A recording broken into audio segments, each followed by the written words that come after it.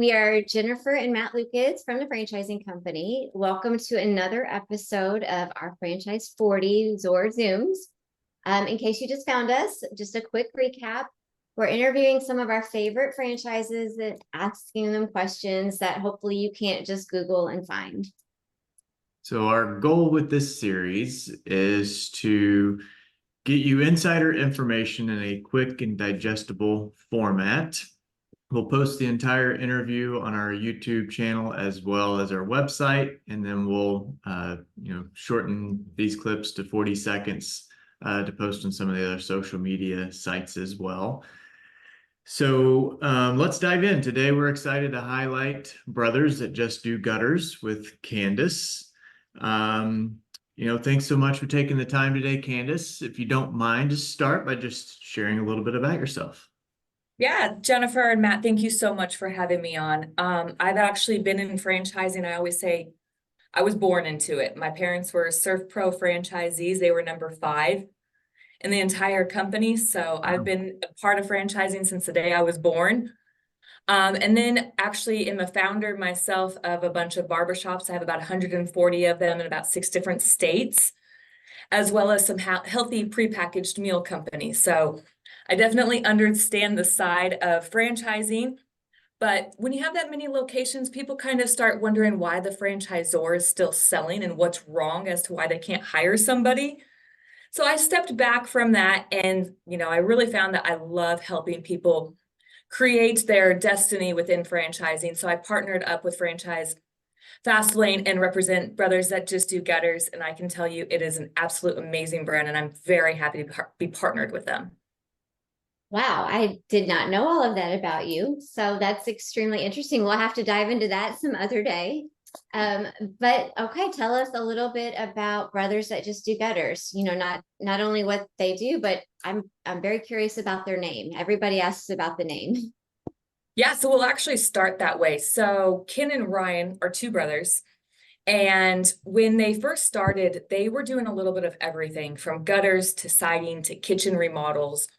And they were realizing that every time they did a gutter job, they were bidding it really good and making a great profit off of it. Every time they were bidding a kitchen remodel or anything else, they were not doing it right because of the what ifs. When you go in and move a cabinet, all of a sudden you might notice that there's mold underneath it, and then it adds a couple of days and more pay. So they said, we got to change this. They went and looked at their P&L and said, you know what, we are going to be the Brothers That Just Do Gutters, because it was what they were really, really good at. And that is how they really created their name. I will tell you, they are focused on culture. When I talk to potential franchisees and they say, why do I choose Brothers Gutters? I tell them the brand is great. The numbers are phenomenal, but really you're getting the support and the assistance from the brothers and their corporate team, and being able to create a portfolio of multiple different brands. And what I mean by that is they don't want their franchisees to just be franchisees of Brothers That Just Do Gutters.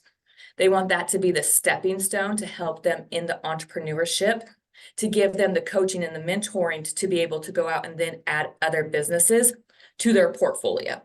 And they do a phenomenal job with that in the support of that. Well, awesome. Okay. So I've presented this brand a lot of times to our clients, and I'll tell you one of the biggest first comments are, Jennifer, we don't regularly maintain our gutters. So where are we? Is this viable? And how should we reply to that? Because I'm not sure I'm doing the right reply. Yeah, and that's actually a comment that I get on my first calls. They're like, I don't even do my own gutters. Like, how am I going to make a business out of this? And I'll tell you, it's twofold. One, we work a lot with like home builders and stuff like that. So doing the first time installs, that's where a vast majority of the sales do come into play. Also commercial, especially anything in the government, they have to make sure that they're mandated and up to code. So they're always going and doing it actually a little bit before it's due. But then there are a lot of people that, depending on the market, they're getting cleanings or tropical storms. I'm from Florida. So we have a lot of tropical storms, and it almost becomes a need as opposed to, oh yeah, I should probably do this. The brothers that just do gutters are actually located in Poughkeepsie, New York. They've been there since 2011, and they continue to grow year over year. So people always say, well, am I not going to like sell out and not have any more any more customers to take care of? They've been there for 25 plus years, and their numbers continue to grow. So people are becoming more aware of it. And I think getting the brand out there and the awareness is helping people understand that you got to get your gutters clean, or putting the gutter guards up so you don't have to clean them. You know, there's different options that we have and different services that Brothers That Just Do Gutters does provide to make it so that you're not just doing cleanings or installs. And so you touched a little bit on the commercial side. So what would you say is the makeup between retail or, just regular customers, homeowners, versus that business to business or government angle? It really depends on the franchisee, honestly, and the market. I would tell you, if you talk to 10 franchisees, 8 of them are focused on residential. But you will every once in a while. I have a franchisee in Denver, Colorado, which I still have territory connecting to him that is available. And he mainly focuses on commercial. He does $300,000 jobs. And that's really all he's doing, is going out and finding these big commercial buildings to go and do a huge ticket that takes, a week or two, as opposed to a bunch of little ones that will add up to the same thing. So it just depends on the franchisee's vision. Brothers will help them and, coach them and mentor them either way. I would tell you, I find it the most appropriate where they focus on residential with about 20% in commercial, still being able to kind of keep that, that inflow or that cash flow coming in. And so what does Brothers do to help with lead generation and, find these customers and, get these jobs? Yeah. So Brothers has their own marketing team in-house. So they're going to do Google AdWords, pay-per-clicks, geo-targeting, Angie's List, direct card post mail outs. Everything that you can think in regards to marketing is handled by the corporate side. Then when a homeowner clicks on that link, they're going to go to the call center, which is open up 7 days a week, 12 hours a day. So they're going to be able to get the customer and get them on the calendar, which we have a 60% conversion rate, which really helps that customer get a good lead flow. The other thing that we actually do about that, Matt, is we turn on the marketing 6 weeks prior to them actually opening, so that when they're actually opened, they're already going out day one, doing jobs, doing estimates, and getting people on their calendar, which is great. That is fantastic. So tell me, how many, I didn't know about the 6 weeks thing. I was taking a note of that, but tell me, how many employees on average would a typical owner need to have in place? Yeah, so we work 2 different ways. We do semi-absentee and owner-operator. So I'm going to talk on the owner-operator first. As an owner-operator, they would be the solutionist, which is the salesperson, plus the GM. So they would actually only start with 2 installers and 1 box truck. And then as their business scales, they'll continue to add another box truck, another 2 employees. Per $1 million, it takes about 6 employees and 3 trucks. Now, if you're doing the semi-absentee route, you would need to have a solutionist, your salesperson, a GM, and then 2 installers, and then continue to grow at scale. Okay, awesome. What about location? Is this something they can run out of their home? Do they need a physical place, a warehouse? Yeah, so we encourage our franchisees for the first year to actually work out of storage units. And the storage unit is really just to store their vehicle. So if they are in an area where they can actually store the vehicle on their property, then that wouldn't even be a necessity. Once they get 3-4 vehicles, they're going to want to have a small office area with parking, so that they're able to have team meetings and that type of stuff. But no inventory is ever really needed for Brothers Gutters. We work with national distributors where they can get deliveries and pickups every single day. And so in going back to the passive comment, what would the owner's role be if they're in that semi-passive environment? I mean, I have some franchisees that literally just go and walk to their mailbox every month and make sure that there's a check in there, you know? So it depends, but I would almost say the vast majority of semi-absentee are working on the business, not in the business. And so they're really focused on going out and building relationships with those commercial deals, or going to HOAs or new builders, realtors and home inspectors for closings. You know, and they're going and building relationships like that where they're out and about. Of course, taking the guys out with pizza on a Friday night and that type of stuff, making sure the culture's right. But for the vast majority, it's all outside marketing that they're doing. Okay, and then from the date of a franchisee signing an agreement until they're ready to, go out and take care of that first job or bid that first job, what's that time frame typically look like? Yeah, I mean, depending on funding, if they're cash, 60 days. If they're SBA, probably closer to like 120, just because we're waiting for the funding to take place. Okay, But we can do our training process pretty fast. We can roll. If you say, let's go, we'll go. no issues getting trucks or anything like that. You've got them ready to go. Okay. Even during COVID, we continued to have trucks and we continued to have inventory. Perfect. Yep. So describe the perfect franchisee. Who are they looking for? And with that caveat, I always wonder, and I don't get this a lot, but I do sometimes, are women owners, because it's the name of brothers. So Yeah. Yeah. So I will actually tell you, we have a franchisee in Sarasota, Florida. We actually have a few, but one of them that really comes to mind is Catherine in Sarasota, Florida. And she absolutely crushes it. They say that they let the sisters into the brotherhood. But she really does. She crushes it. She actually just got an award at our annual conference. She was in her second year and she got first place for the highest salesperson on the team, doing over $1 million. Wow. So women are absolutely a part of it. You know, they're all about the brotherhood, but they also let the sisters in. In regards to the best franchisee, you know, they just want somebody that's really going to be a team player. You're buying into a franchise because you're getting the playbook. Don't try and recreate the wheel, especially a brand that's been around since 1995. I will tell you, you have to be a little quirky, a little silly and spunky. Like, brothers are full of energy. You know, most of our franchisees do not have construction experience. Instead, they have, personnel experience. They know how to go out, build relationships, shake hands, kiss babies. And that's really what they're looking for in regards to the franchisees, people that, want to grow as a family. They look at it as a brotherhood. I mean, your business coach is called a bro coach. Like, that's just what it's based around. So I would say that's really what they're looking for.